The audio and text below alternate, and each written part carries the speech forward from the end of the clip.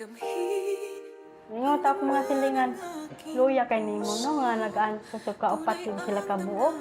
Ko dawato na naman ko kay naa naman sila. Ibig sabihin po, mula nang ipinanganak sila, hindi pa sila nagpapacheck up. Wala gi sila nagpa-check up. Ma'am, kinanglan nagiguno og kwarta ka naging kuan gid ng ilang lawas kung sa gid ilang diferensya. Hanggang ngayon, hindi pa rin alam ng mag-asawa kung ano talaga ang kondisyon ng kanilang mga anak.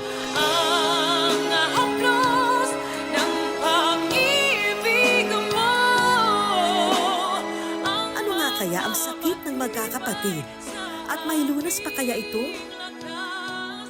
Wilaw tarong, para makapatabang sa akong mga tinggalan o sa akong magulang na PWD.